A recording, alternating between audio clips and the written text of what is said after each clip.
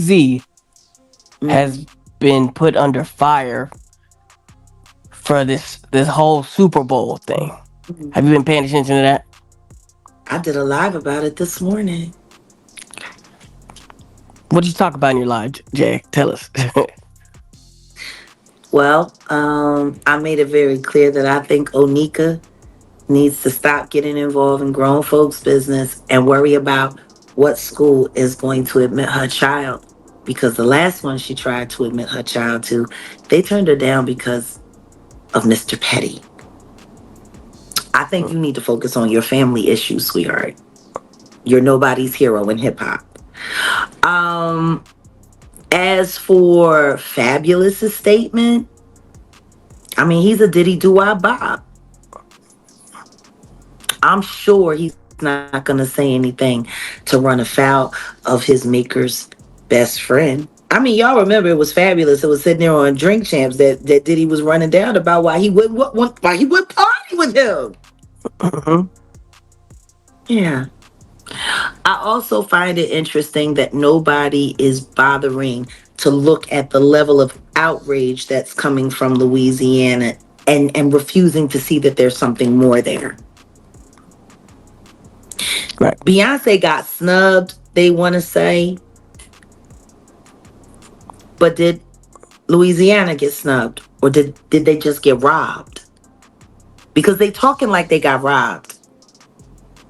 Matter of fact, they're talking like Sean Carter probably made them some promises that they're now finding out he had no intention of keeping.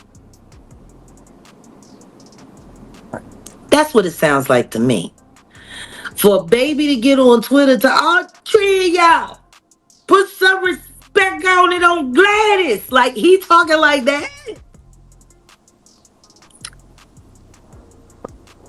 Over a business deal that didn't fall in the state's favor. I don't see that. I think there were promises made. I think Sean Carter made a lot of promises to a lot of people.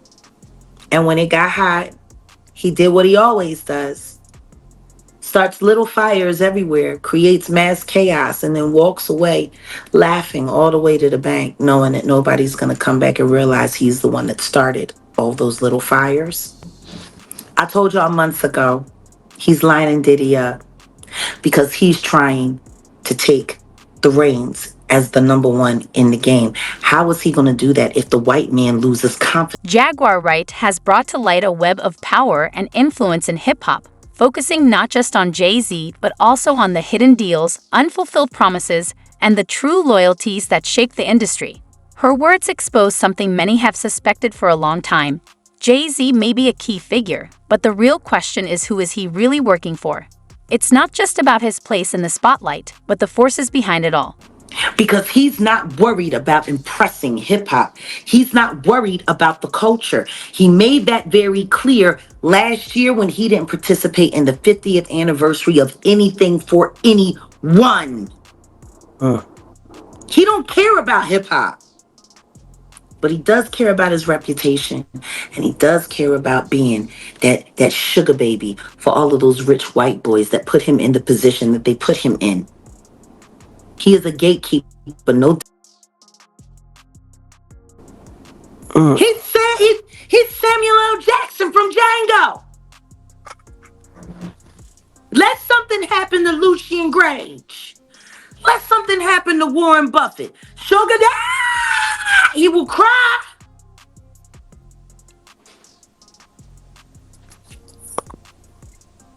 He don't care about the culture. But it was a smart play.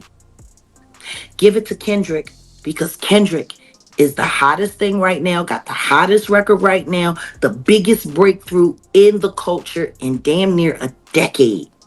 It makes sense to give it to Kendrick. well, do you But think? Do you think Lil not Wayne at should? this time. Right. Not at this time. Not if, hypothetically or allegedly, he had already promised Louisiana they was going to get they due. Right. And then when he realized he was being named in that Diddy grand jury, dividing the culture and getting fighting so he don't have to talk about why he still won't publicly step away from the diddler. Like, how does his mouth work to make a statement about the Super Bowl, but not to make a statement about the freak off tapes or the raid? The white man tell you open your mouth, you sing all day. Black man has you say, you remember that from What's Love Got to Do with It? Yeah. Yep. And Ike Turner heard the record that Tina did for Phil Spector for the white man. Yep. And he said, yo, white man asked you to open your mouth, you do whatever I do. I asked you to do something. So let's take that and put that in a new frame of reference. When hip hop needed you to show up to honor hip hop, you decided to go and kick it with Tom Brady. And now you want to use, like you care about the culture, to create another division between two major rap entities and areas in the United States, because this is going to do nothing but make West Coast and the South like this. Am I wrong? That's what it's going to do. Sean Carter is perfect at dividing and conquering. And guess what he's proven to all of those white boys over there at the NFL? That if they ask him to or they need him to, he will put the in line. And that's just real rare. This was a great move for him. It shows the white man that he has no loyalty to his friends or to his word, to people that he so-called gets along with. It shows the white man that he's willing to make the politically correct decision, regardless of it, affecting his social popularity, which don't nobody give about. Not for real, for real. All they care about is the money he spent. Let's dive into the heart of this discussion. Lucian Grainge. For those who may not be familiar, Lucian Grainge isn't just any music executive. He's the head of Universal Music Group, one of the most influential figures in the entertainment world. When someone like Grainge makes a move, it shakes the entire music industry. According to Jaguar Wright, Jay-Z's connection to him goes beyond business. She describes it as a kind of servitude. Sean Carter, that you promised the South that the next time the Super Bowl came through, it would be a Louisiana affair. And then when Diddy goes and gets into trouble and you need to convince the white people you're still in control, you bring Kendrick Lamar, who we already know you don't like for the way he embarrassed you on Don't Kill My Vibe, the remix. But we also know Up in the closet. You got ties in TDE, Sean Carter, and you got a switch on top. I know that. I know that for a fact. Just like why you keep having artists that want to jump off of high places. Shout out to Ab Soul. Oh. What was her name? Alori Joe? Oh. That woman threw herself from a control tower and impaled herself with spikes right before she was about to sign the TDE. And her fiance, Ab Soul, threw himself off the freeway out of grief and survived. Mm-hmm. Why are all of the artists at TDE so unhappy? You got some of the best artists in the West there. Why did Kendrick Lamar feel the need to leave and start his own? And why is he able to release more records now that he's not at TDE?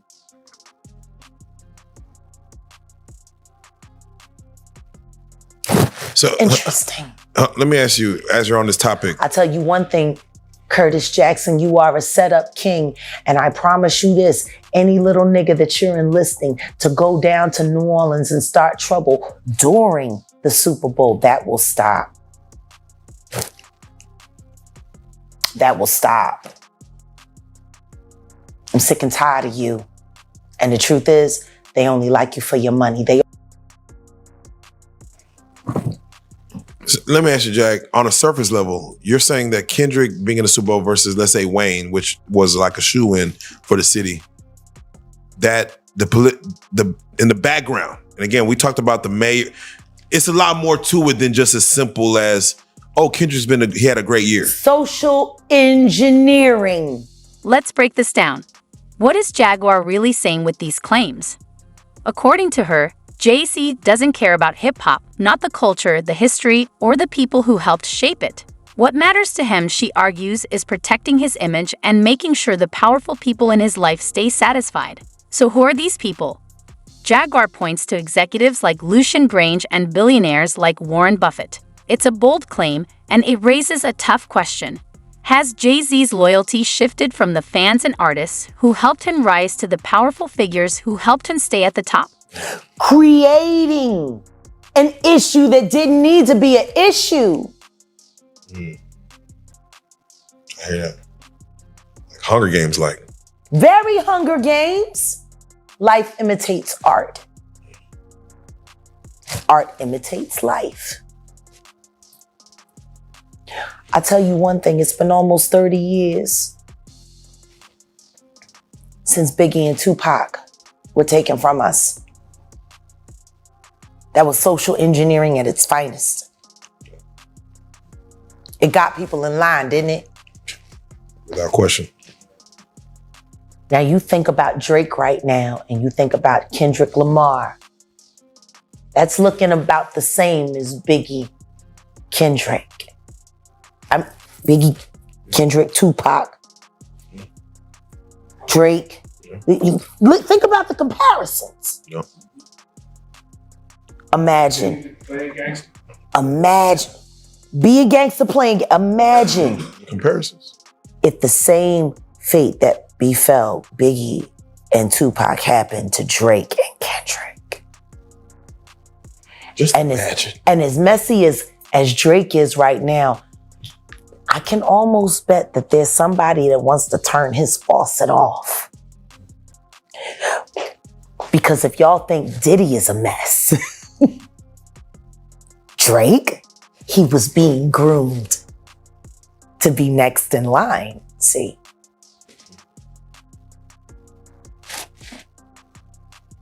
What happens when the real details of what happened to Triple X come out?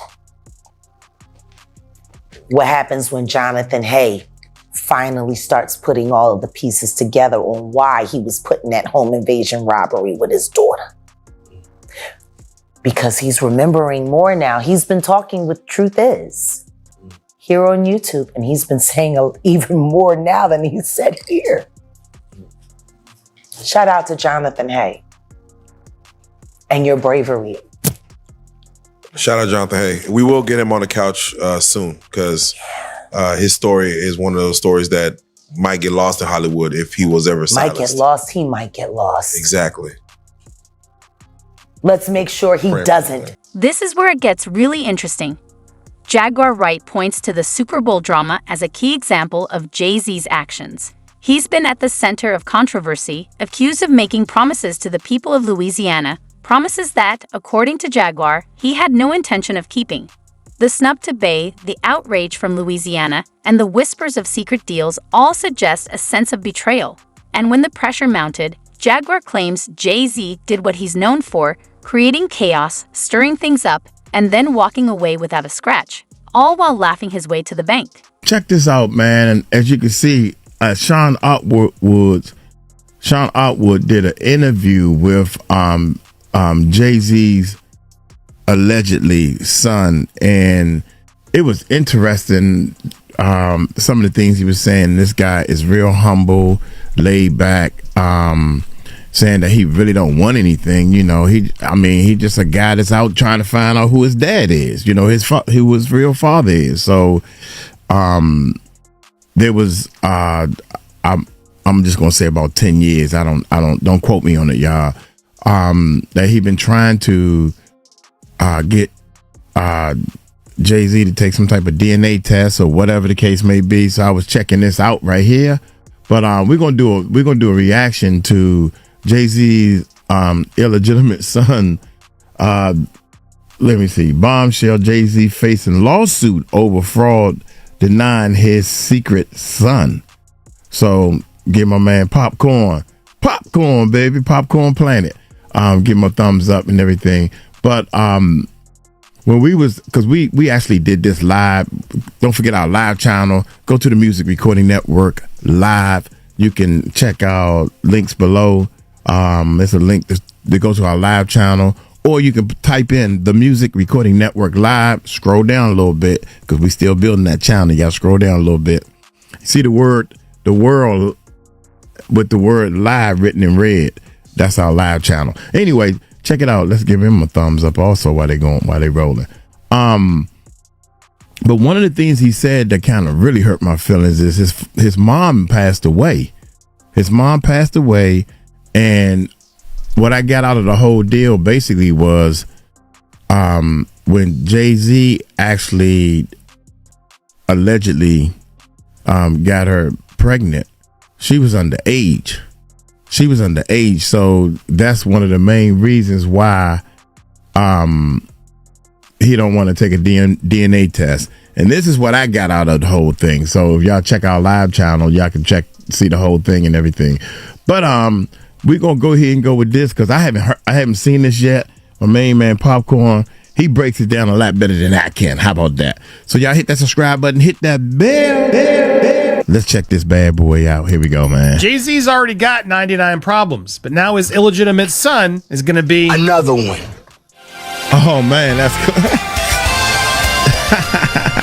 Welcome to Popcorn Planet. I am Andy Signor. Look, Jay-Z innocent until proven guilty based on the recent allegations. But those recent allegations are now prompting us to look at a lot more of Jay-Z, Sean Carter's past. And this is something he's allegedly been trying to Jedi mind trick away from all of us for a long, long time. And this young man is no longer having it. Now, before we even get to the story, just so you take this a little bit more seriously, I want you to look at these photos. Whoa, come on, man.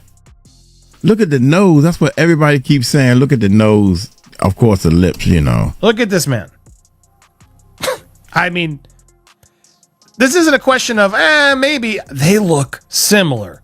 Look at them doing the similar poses. It's the nose. It's the forehead. Look at the ears. He has such similar qualities. Jaguar Wright believes this is a pattern that defines Jay-Z's career. The ability to divide and conquer, playing both sides to stay in control. Take the Kendrick Lamar situation, for example. Jaguar sees it as a strategic move. Kendrick is at the peak of his career, and giving him the spotlight benefits Jay-Z's business. But here's the twist. Jaguar suggests Jay-Z didn't do it to uplift the culture. He did it to distract everyone from the promises he failed to keep. I don't know.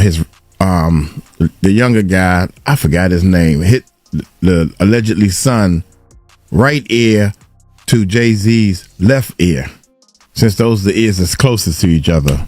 To Jay-Z, I mean, tell him he's crazy. This guy looks like Jay-Z. He's not making something up. This is some random groupie out there trying to get a quick payday in my mind. And to be honest, Jay-Z's got some strong genes. Look at Blue Ivy. Looks just like her father. This is a case I think that is hard to deny. There's enough in here to make me wonder, what's Jay-Z hiding? Now, look, everyone should just be demanding to go take a paternity test every time someone comes forward to try to get some money. I understand, right, I understand the that. rights of Jay-Z's. However, it looks like his lawyers did everything they could to avoid it and to lie about it, and now there may be actual fraud at play. And that's where I take umbrage, because we need to take him for the benefit of the doubt, right? Jay-Z, apparently, give him some credibility. But if it's proven that he's lied in the past regarding lawsuits, that's not going to help his case. At least it's not, in my opinion. Let's go through what this man is alleging. Okay, so renewed calls to confirm the paternity of his illegitimate son is another legal blow the rapper is now facing. Record executive, real name Sean Carter, has been named in a civil lawsuit, as we know. He's now been dragged into an ongoing legal tussle over the paternity of Rymir Satterwhite, who has been in decades-long fight to prove that the rapper is his biological father. Rayer is claiming Carter's legal team acted fraudulently during previous attempts to get him to take a paternity test. His late mother, Wanda, and his guardian, Dr. Lily Coley, are listed as plaintiffs on a new lawsuit against multiple New Jersey courts, judges, and officials, including the New Jersey Supreme Court, alleging violations of their constitutional rights. Filed on November 25th, the suit argues that from 2012 to 2023, their rights were violated through fraudulent court actions, which included sealed records, wrongful sanctions, and obstruction of their legal proceedings. And one of his own lawyers had to actually apologize. Wanda, who died in 2019, his mom, alleged that she had relations with Carter in 1992. She was 16. He was 22. Now, there's a sworn affidavit that was given in the Daily Mail, and it proved it. I can show you that here. Here it is. This is, you can sort of pause and read it if you want to, but this sworn affidavit goes into the details about how they met at a party and went to an apartment. It's all consensual, nothing egregious here. Take a moment to think about this. Kendrick Lamar has always been about unity in hip-hop. His music, his message, and his whole approach are focused on bringing people together. But Jaguar Wright argues that Jay-Z's actions are doing the opposite. By putting Kendrick in the spotlight while Louisiana feels ignored, Jay-Z is deepening the divide between the South and the West Coast. And if you know hip-hop history, you understand how dangerous that can be. Think back to the Bad Boy versus Death Row days, or the East Coast versus West Coast feuds. Those divisions didn't just tear apart the culture, they led to real lives being lost. Tonight, Jay-Z's attorney, Alex Spiro, is pushing to get a judge to dismiss the rape lawsuit against his client, citing an NBC News exclusive that found inconsistencies with the accuser's account. We expect Mr. Carter to be fully cleared of all of this in the coming days. Almost nothing that she says has checked out because this never happened. This in the wake of our interview with a 38-year-old mother from Alabama who accuses Jay-Z, whose real name is Sean Carter, and Sean Diddy Combs of raping her when she was 13 years old. She asked us not to reveal her identity. What made you want to come forward? Because I think that I've been quiet long enough. She says that she might have some facts wrong, but that she says the incident happened. What do you say to that? You know, anybody, when they make up a claim, they can just keep repeating it and getting it right. But you never get the details right. And what happened during her interview with you is that the story began to unravel. On the night of the MTV Video Music Awards in 2000, she says Combs' limo driver took her to an after party. There she says she spoke to musician Benji Madden and his brother. I'm talking to Benji Madden about his tattoo. That's the Last Supper. In a statement to NBC News, a representative for the Maddens confirmed they did not attend the 2000 VMAs and that they were on tour in the Midwest at that time. At the after party, she says she had a drink that made her feel woozy. Then she says Combs and Carter both raped her.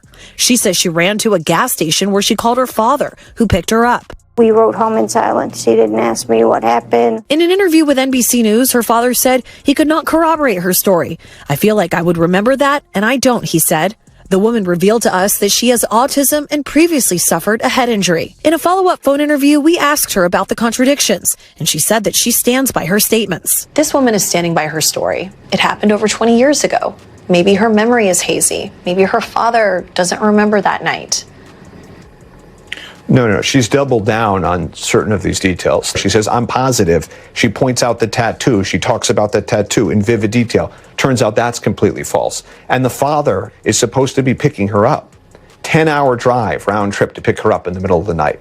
Has no memory of that. No one has come forward about this in nearly a quarter of a century, and that's because this never happened. Spiro said he's not only seeking justice for Jay-Z, he says that he also wants to expose the accuser's attorney, Tony Busby. He takes away the voices from real victims and he causes real harm. If this lawyer has any sense, he's going to dismiss this claim.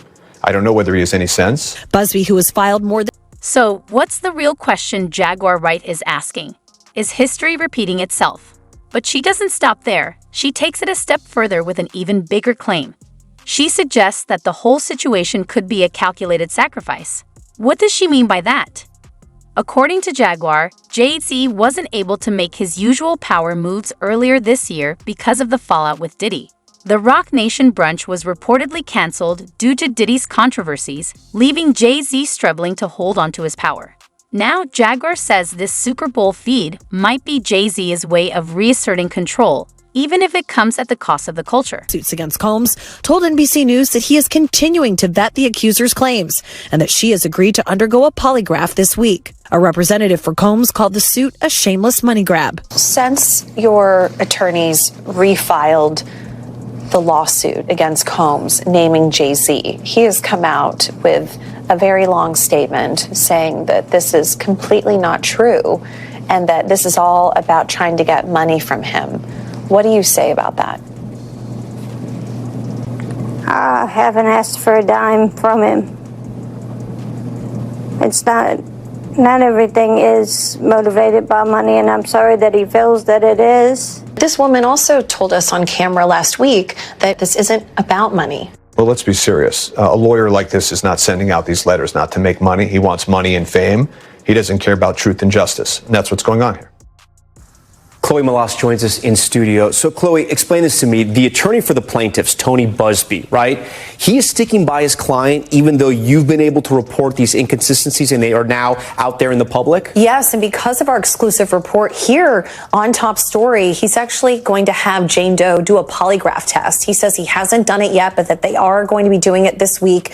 He also said in a statement to us moments ago that their conduct throughout all of this has been beyond reproach and will continue to be. Even though that's not what you're hearing Alex Spiro, Jay-Z's attorney, what he's saying.